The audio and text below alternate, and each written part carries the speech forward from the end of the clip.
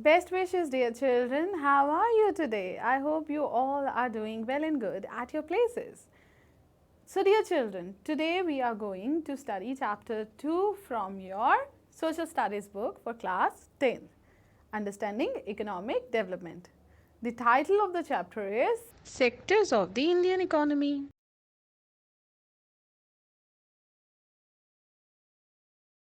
Dear children, an economy is best understood when we study its sectors or components. By sectors is meant which kind of services are being rendered, or in other words, what kind of workmen are playing how much contributing role in that economy. Dear children, in an economy, its sectors hold a lot of importance, or it can be said that economy depends on the criteria of profit earned from these sectors.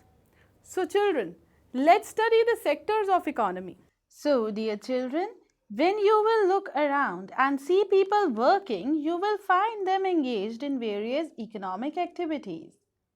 Out of these, some activities are of goods production and some others are producing services. These activities are happening and they keep on happening around us. How do we understand these activities? To understand these activities, we need to study these by adopting some methods. We make some criteria as a base. So, what are these criteria on the basis of which different sectors are grouped in?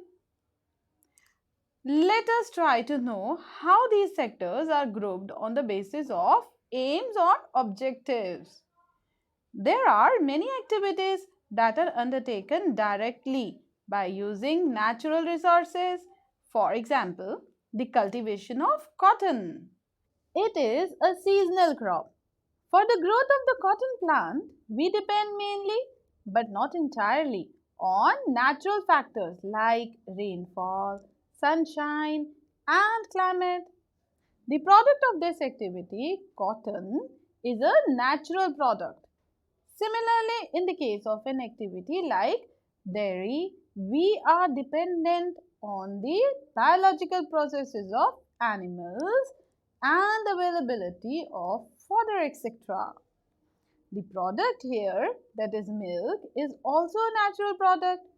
Similarly, minerals and ores are also natural products.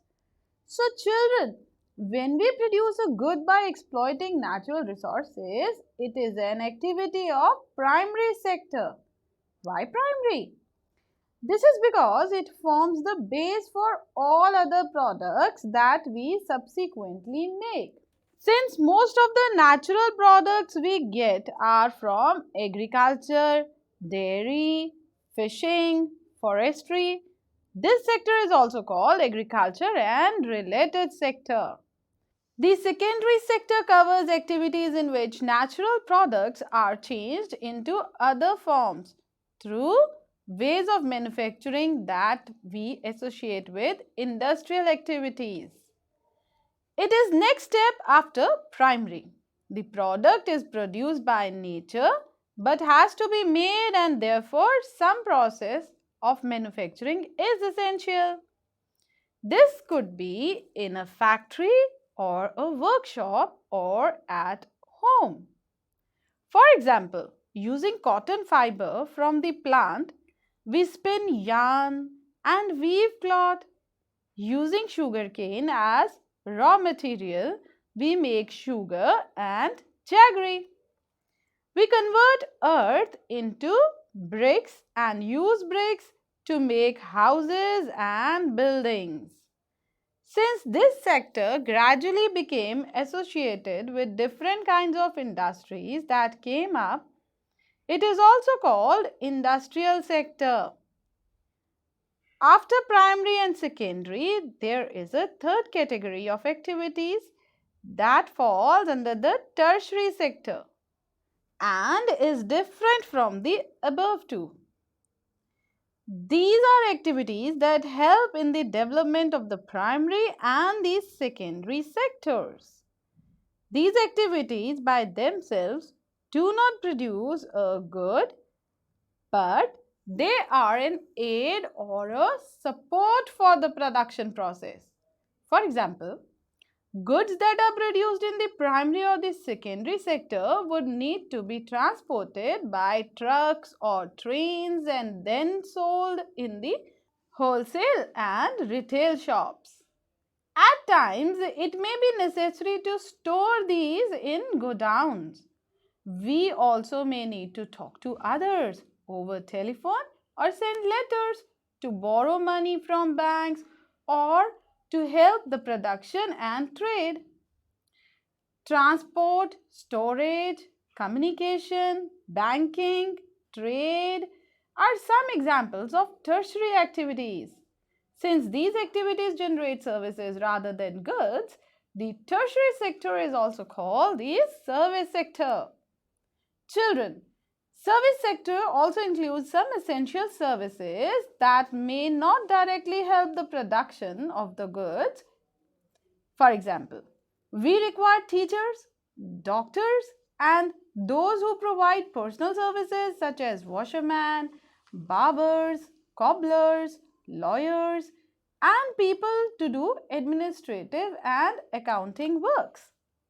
In recent times, certain new services based on information technology such as internet cafe, ATM booths, call centers, software companies, etc. have become important. Hence, all these services have also been associated with the tertiary sector. So, dear children, to have a better understanding of this, let us compare all these sectors. The various production activities in the primary, secondary and tertiary sectors produce a very large number of goods and services. Also, the three sectors have a large number of people working in them to produce these goods and services. The next step, therefore, is to see how much goods and services are produced and how many people work in each sector. In an economy, there could be one or more sectors which are dominant in terms of total production and employment, while other sectors are relatively small in size. So, dear children, you must be thinking that it is an impossible task to count these thousands of goods and services. Not only would the task be enormous, you might also wonder how we can add up cars and computers and nails and furniture. It won't make sense because estimation of this type is not an easy task. Children, you are right in thinking so. To get around this problem, economists suggest that values of the goods and services should be used rather than adding up the actual numbers. For example, if 10,000 kilograms of wheat is sold at rupees 8 per kg, the value of 5,000 coconuts at rupees 10 per kg coconut will be 50,000. Similarly, the value of goods and services in three sectors are calculated and then added up. Remember, there is one precaution one has to take. Not every good or service that is produced and sold needs to be counted. It makes sense only to include the final goods and services. Take, for instance, a farmer who sells wheat to a flour mill for rupees 8 per kg.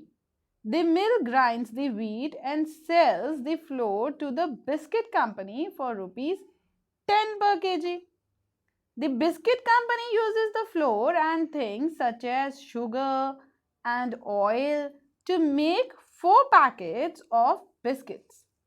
It sells biscuits in the market to the consumers for rupees 60, that is 15 rupees per packet.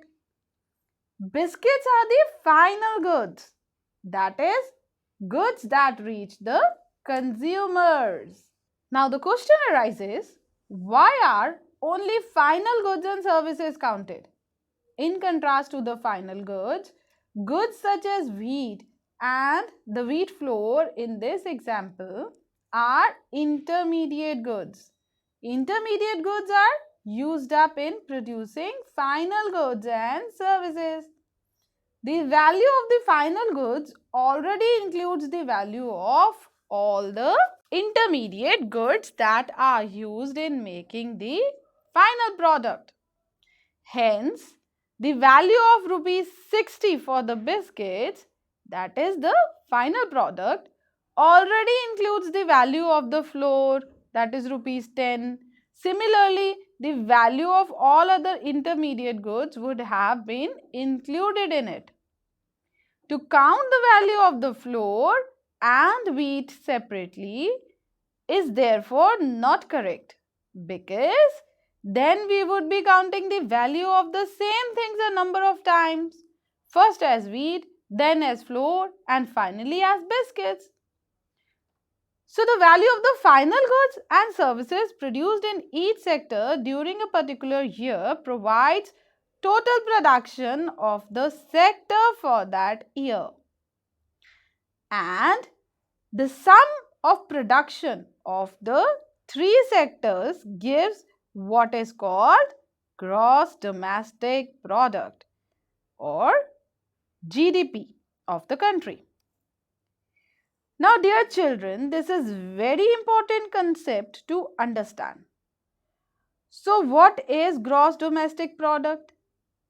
So, answer to this question is the sum of production in all the three sectors gives gross domestic product of a country. It is the value of all final goods and services produced within a country during a particular year. GDP shows how big the economy is. Dear children, in India, the mammoth task of measuring GDP is undertaken by central government ministry.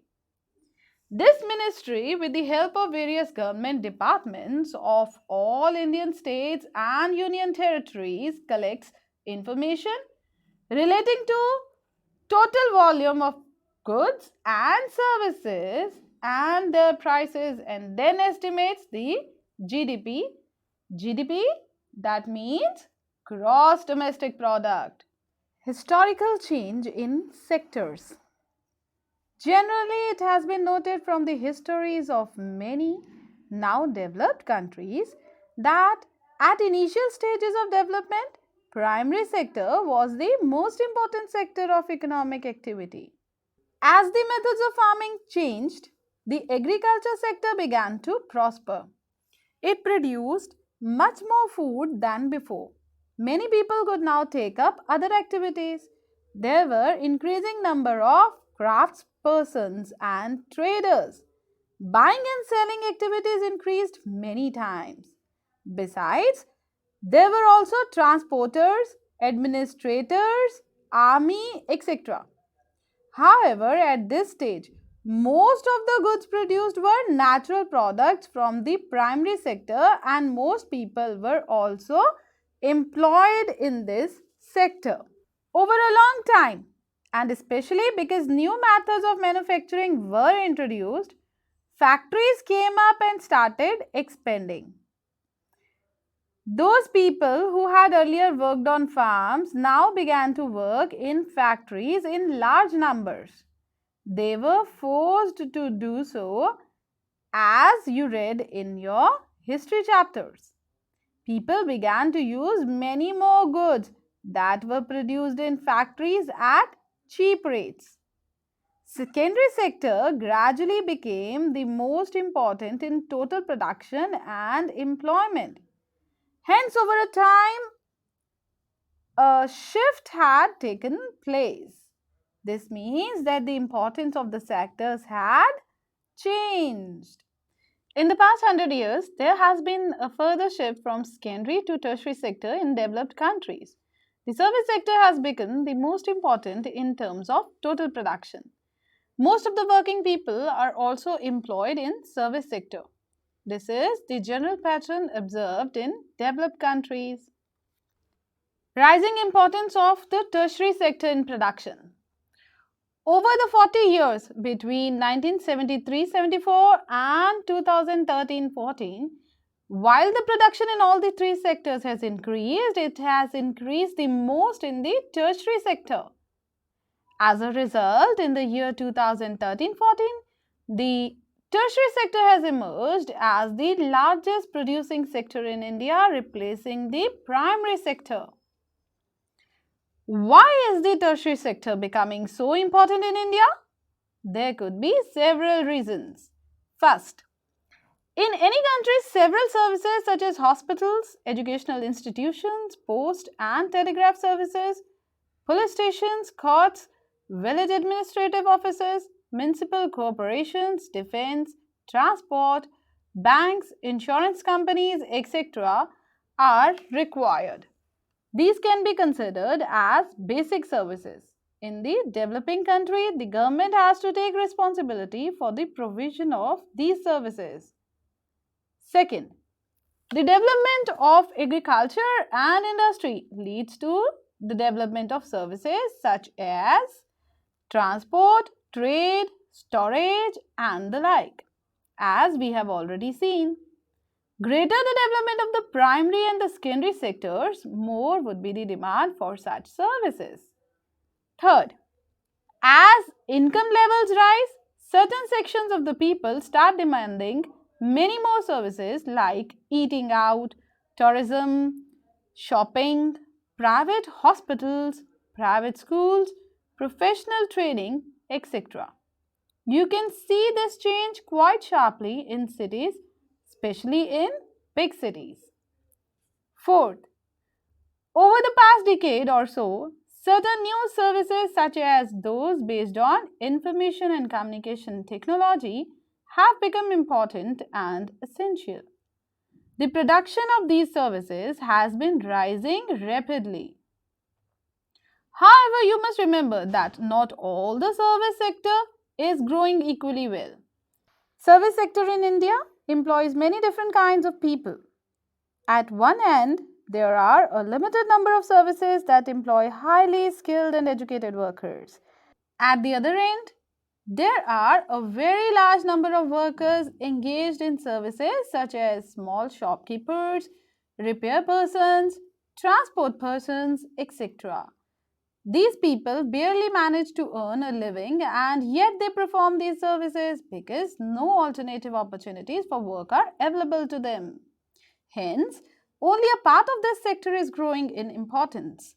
Where are most of the people employed?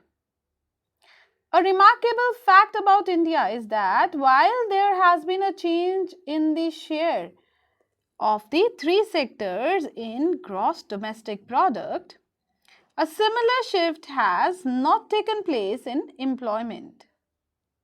The primary sector continues to be the largest employer ever now. Why didn't a similar shift out of primary sector happen in case of employment? It is because not enough jobs were created in the secondary and tertiary sectors.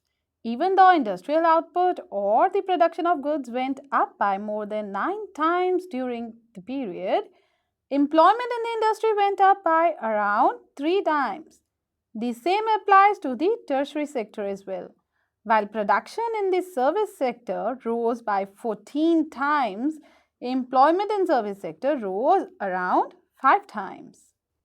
As a result, more than half of the workers in the country are working in primary sector, mainly in agriculture, producing only about 1/6 of gross domestic product.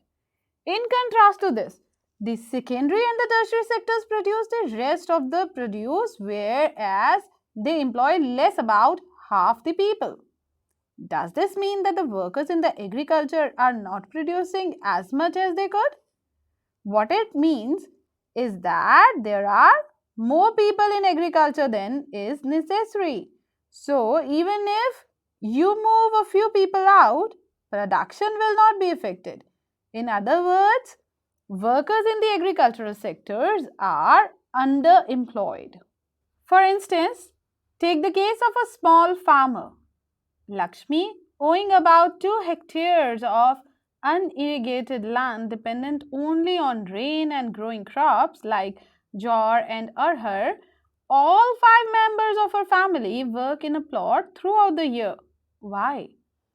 They have nowhere else to go for work. They will see that everyone is working. None remains idle. But in actual fact, their labor effort gets divided. Each one is doing some work, but no one is fully employed. This is the situation of underemployment, where people are apparently working, but all of them are made to work less than their potential. This kind of underemployment is hidden in contrast to someone who does not have a job and is clearly visible as unemployed. Hence, it is also called disguised unemployment. Now, supposing a landlord, Sukram, comes and hires 1 or 2 members of the family to work on his land, Lakshmi's family is now able to earn some extra income through wages. Since you do not need 5 people to look after that small plot, 2 people moving out does not affect the production on their farm. In the above example, 2 people may move to work in a factory. Once again, the earnings of the family would increase and they would also continue to produce as much from their land. There are lakhs of farmers like Lakshmi in India. This means that even if we remove a lot of people from agricultural sector and provide them with proper work elsewhere, agricultural production will not suffer. The incomes of the people who take up other work would increase the total family income. This underemployment can also happen in other sectors. For example, there are thousands of casual workers in the service sector in urban areas who search for daily employment. They are employed as painters, plumbers, repair persons, and others doing odd jobs. Many of them don't find work every day. Similarly, we see other people of the service sector on the street pushing a cart or selling something where they may spend the whole day but earn very little. They are doing this work because they do not have better opportunities. How to create more employment? A study conducted by the erstwhile Planning Commission, now known as NITI Aayog, estimates that nearly 20 lakh jobs can be created in the education sector alone. Similarly, if we are to improve the health situation, we need many more doctors, nurses, health workers, etc. to work in the rural areas.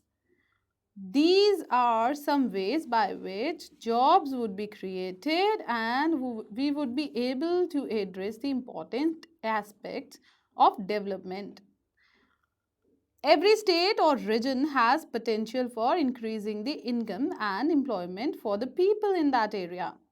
It could be tourism or regional craft industry or new services like IT or information technology. Some of these would require proper planning and support from the government. For example, the same study by Planning Commission says that if tourism as a sector is improved, every year we can give additional employment to more than 35 lakh people. We must realize that some of the suggestions discussed above would take a long time to implement. For short term, we need some quick measures. Recognizing this, the central government of India made a law implementing the right to work in about 625 districts of India. It is called Mahatma Gandhi National Rural Employment Guarantee Act 2005. Under this, All those who are able to and are in the need of work in the rural areas are guaranteed 100 days of employment in a year by the government.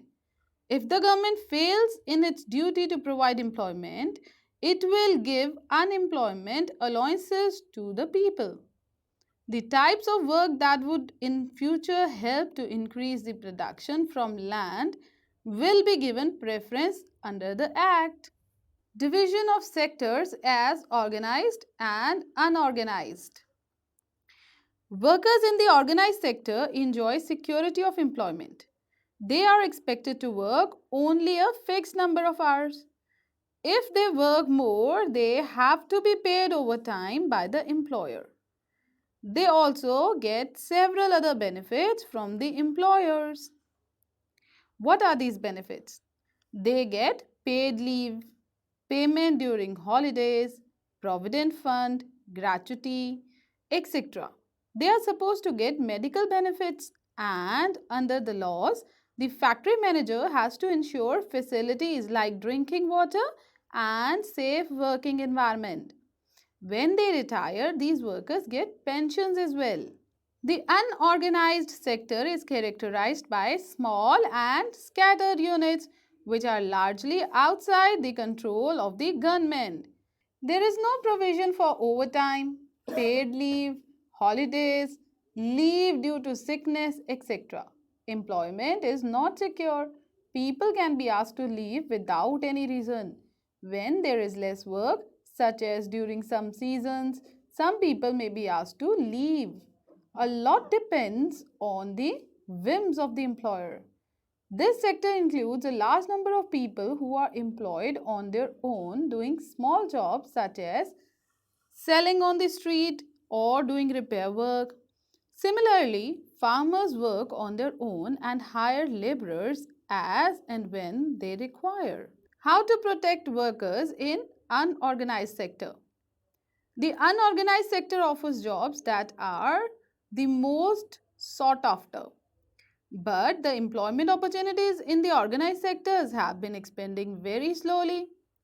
It is also common to find many unorganized sector enterprises in the unorganized sector. They adopt such strategies to evade taxes and refuse to all laws that protect laborers. As a result, a large number of workers are forced to enter the unorganized sector jobs, which pay very low salary. They are often exploited and not paid a fair wage. Their earnings are low and not regular. These jobs are not secure and have no other benefits. Since the 1990s, it is also common to see a large number of workers losing their jobs in the organized sector. These workers are forced to take up jobs in the unorganized sector with low earnings. Besides the need for more work, there is also a need for protection and support of the workers in the unorganized sector. Who are these vulnerable people who need protection? In the rural areas, the unorganized sector mostly comprises of landless agricultural laborers, small and marginal farmers, sharecroppers, and artisans such as weavers, blacksmiths, carpenters, and goldsmiths. Nearly 80% of the rural households in India are in small and marginal farmer category. These farmers need to be supported through adequate facility for timely delivery of seeds, agricultural inputs, credit, storage facilities, and marketing outlets. In the urban areas, unorganized sector comprises mainly of workers in the small scale industry, casual workers in construction, trade and transport, etc. And those who work as street vendors, head load workers, garment makers, rag pickers, etc. Small scale industry also needs government support for procuring raw material and marketing of output. The casual workers in both rural and urban areas need to be protected. We also find that majority of workers from the scheduled caste, tribes and backward communities find themselves in the unorganized sector. Besides getting the regular and low paid work, these workers also face social discrimination. Protection and support to the unorganized sector workers is thus necessary for both the economy and social development. Sectors in terms of ownership, public and private sectors. Another way of classifying economic activities into sectors could be on the basis of who owes assets and is responsible for the delivery of services. In the public sector, the government owes most of the assets and provides all services. In the private sector, ownership of assets and delivery of services is in the hands of the private individuals or companies. Railways or post office is an example of the public sector, whereas companies like Tata Iron and Steel Company Limited, Tisco or Reliance Industries Limited, RIL, are privately owned. Activities in the private sector are guided by the motive to earn profits. To get such services, we have to pay money to these individuals and companies. The purpose of the public sector is not just to earn profits. Governments raise money through taxes and other ways to meet expenses on the services rendered by it. Modern day governments spend on a whole range of activities. What are these activities? Why do governments spend on such activities? Let us find out. There are several things needed by the society as a whole, but which the private sector will not provide at a reasonable cost. Why? Some of these need spending large sums of money, which is beyond the capacity of the private sector. Also, collecting money from thousands of people who use these facilities is not easy. Even if they do provide these things, they would charge a high rate for their use. Examples are construction of roads, bridges, railways, harbors, generating electricity, providing irrigation through dams, etc. Thus, government have to undertake such heavy spending and ensure that these facilities are available for everyone. There are some activities which the government has to support. The private sector may not continue their production or business unless government encourages it. For example, selling electricity at the cost of generation may push up the cost of production of the goods in many industries. Many units, especially small scale units, might have to shut down.